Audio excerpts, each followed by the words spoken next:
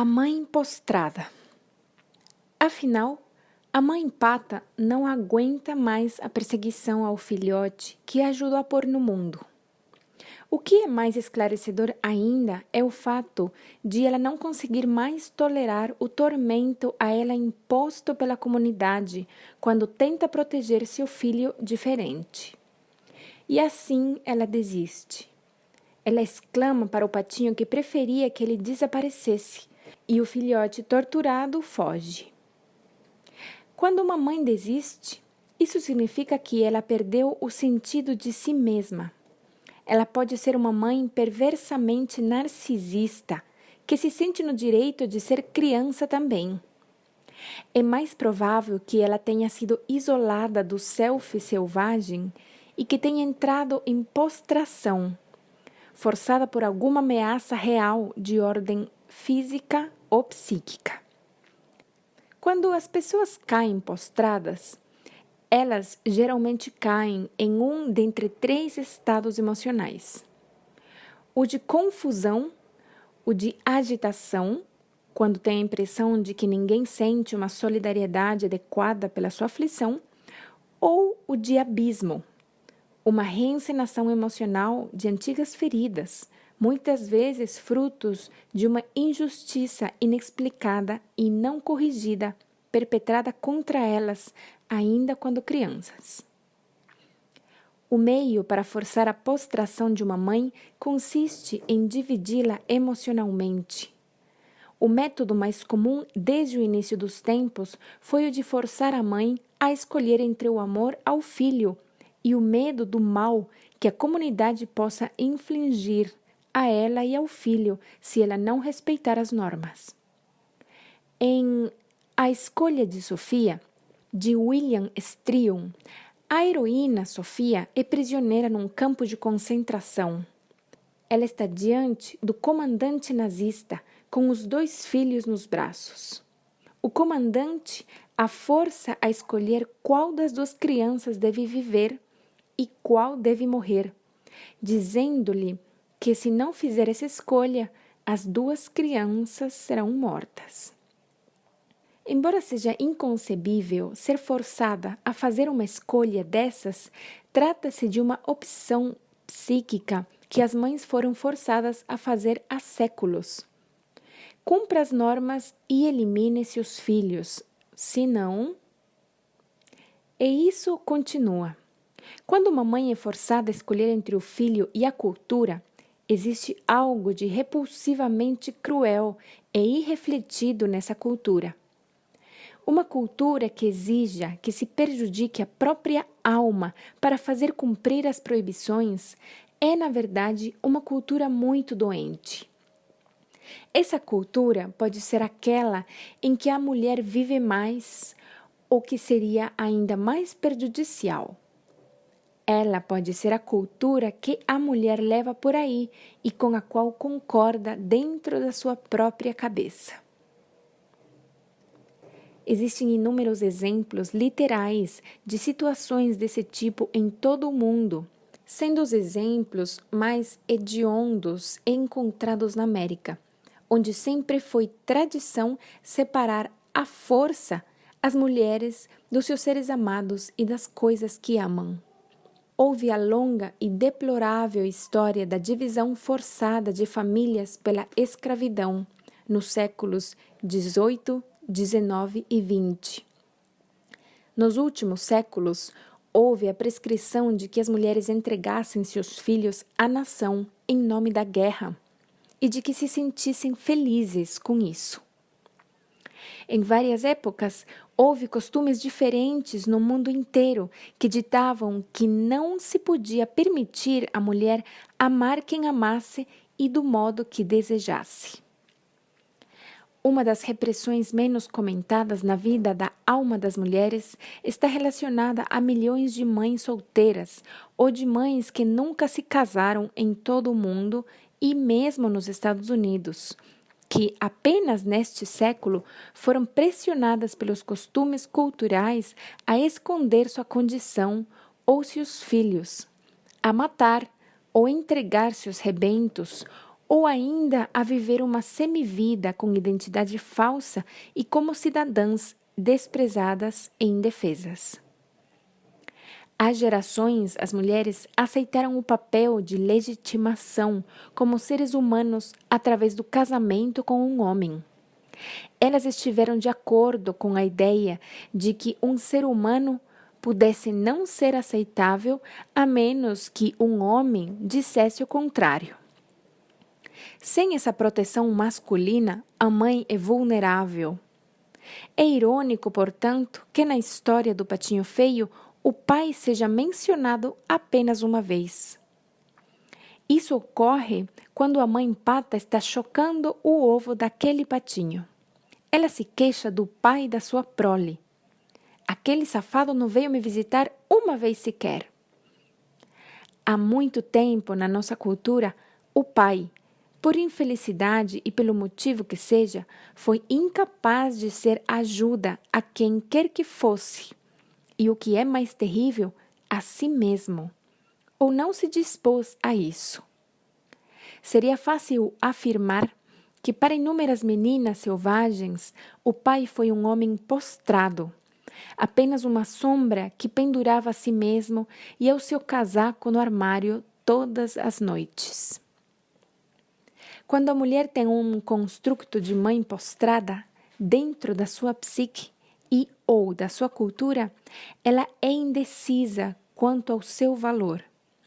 Ela pode considerar que as escolhas entre cumprir exigências exteriores e as exigências da alma são questões de vida ou morte. Ela pode se sentir como uma pária, atormentando que não se encaixa em nenhum lugar. O que é uma sensação relativamente normal para a pessoa diferente. Mas o que não é normal é ficar sentada chorando sem fazer nada. Devemos nos levantar e sair à procura do lugar a que pertencemos. Para quem é diferente, é sempre esse o próximo passo. E para uma mulher com uma internalização da mãe postrada, esse passo é vital. Se a mulher tiver uma mãe postrada, ela deve se recusar a se tornar outra mãe postrada para si mesma. A mãe criança e a mãe sem mãe. A mãe pata, como podemos ver, é muito simplória e ingênua. O tipo mais comum de mãe frágil é, de longe, o da mãe sem mãe. Na história, aquela que insiste tanto em ter filhotes acaba rejeitando seu filho. Existem muitos motivos para que uma mãe psíquica e ou concreta haja dessa forma. Pode ser que ela própria seja uma mulher sem mãe. Ela pode ser uma dessas mães frágeis psiquicamente, muito jovens ou muito ingênuas. Ela pode se sentir tão deslocada sob o aspecto psíquico que se considera não merecedora até do amor do seu bebê. Ela pode ter sido tão torturada pela família e pela cultura que não se consiga imaginar digna de chegar aos pés do arquétipo da mãe radiante, que acompanha cada nova gestação. Não há como escapar. A mãe precisa receber a atenção materna para dar atenção à sua própria prole. Embora a mulher tenha um vínculo físico e espiritual inalienável com seus rebentos, no mundo instintivo da mulher selvagem, ela simplesmente não se transforma de repente numa mãe temporal completa por si mesma. Nos velhos tempos, as bênçãos dos arquétipos da mulher selvagem eram normalmente transmitidos pelas mãos e palavras da mulher que auxiliava as mães mais jovens. Especialmente as mulheres que estão sendo mães pela primeira vez, têm dentro de si não uma velha experiente, mas uma mãe criança. A mãe criança pode ter qualquer idade, seja 18, seja 40, não importa. Toda nova mãe começa como mãe criança. Ela tem a idade suficiente para procriar e tem bons instintos que a orientam corretamente, mas ela precisa da atenção de uma mulher mais velha, ou de várias mulheres, que basicamente lhe dê sugestões, estímulo e apoio no cuidado com os filhos. Durante muitos séculos, esse papel coube às mulheres mais velhas da tribo ou da aldeia. Essas deusas mães humanas, que mais tarde foram relegadas pela religião ao papel de madrinhas, compunham um sistema básico de nutrição de mulher para mulher, que apoiava em especial as mais jovens, ensinando-lhes a alimentar, por sua vez, as psiques e as almas dos seus filhos. Quando o papel da deusa mãe ficou mais intelectualizado, a madrinha passou a representar aquele que se certificava de que a criança não se afastaria dos preceitos da igreja. Muito se perdeu nessa mudança. As mulheres mais velhas eram os repositórios do comportamento e do conhecimento instintivo e podiam transmitir os mesmos para as jovens mães. As mulheres passam esse conhecimento de uma para outra por meio de palavras, mas também por outros meios. Mensagens complexas acerca do que ser e de como ser são simplesmente transmitidas com um olhar, um toque, com a palma da mão, um sussurro ou um tipo especial de abraço que diz: "Sinto carinho por você". O self instintivo sempre abençoa e ajuda quem vem depois. É assim que funciona entre criaturas saudáveis e entre seres humanos saudáveis. Desse modo, a mãe criança é levada pelo portal adentro, sendo acolhida pelo círculo de mães maduras, que lhe dão as boas-vindas com piadas, presentes e histórias. Esse círculo de mulheres foi, outrora, o domínio da mulher selvagem e era aberto a quem dele quisesse participar. Absolutamente qualquer uma tinha essa possibilidade. No entanto, tudo o que sobrou dele nos nossos dias é um farrapinho chamado chá de bebê, em que são comprimidas no espaço de 2 horas todas as piadas sobre partos, dons maternos e as histórias sobre órgãos genitais que não se encontrarão mais disponíveis para a mulher durante toda a sua vida de mãe. Na maioria dos países industrializados, hoje em dia, a jovem mãe choca, dá à luz e tenta beneficiar seus filhos completamente só. Trata-se de uma tragédia de enormes proporções. Como muitas mulheres nasceram de mães frágeis, mães crianças e mães sem mãe, elas próprias podem possuir um modelo interno semelhante de automaternagem. É provável que a mulher que tem o construto de mãe-criança ou de mãe sem mãe na sua psique ou que veja essa imagem ser glorificada na sua cultura e mantida no trabalho e na família, sofra de pressentimentos ingênuos, de uma falta de experiência e, em especial, de uma redução da sua capacidade instintiva para imaginar o que irá acontecer daqui a 1 hora, 1 semana, 1 mês, 1 ano, 5 ou 10 anos. Uma mulher com uma mãe-criança interna assume a áurea de uma criança que finge ser mãe.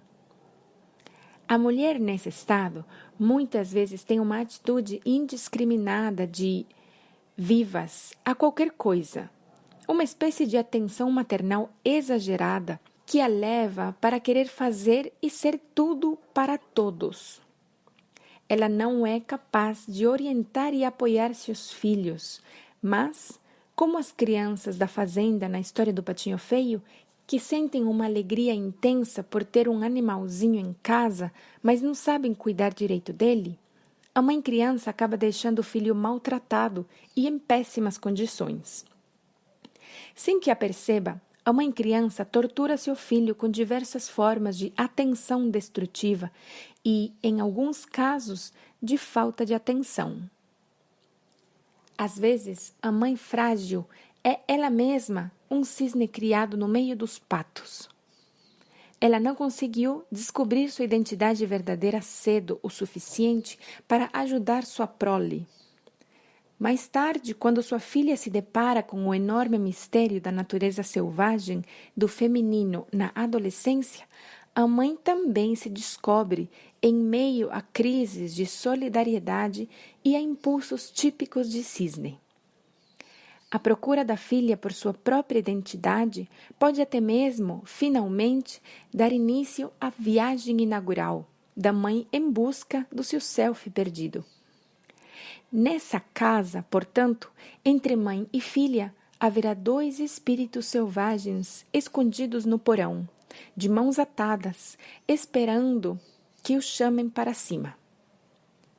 São essas as coisas que podem dar errado quando a mãe é isolada da sua própria natureza instintiva. No entanto, não deem suspiros tão fortes ou tão longos, pois existe remédio para tudo isso.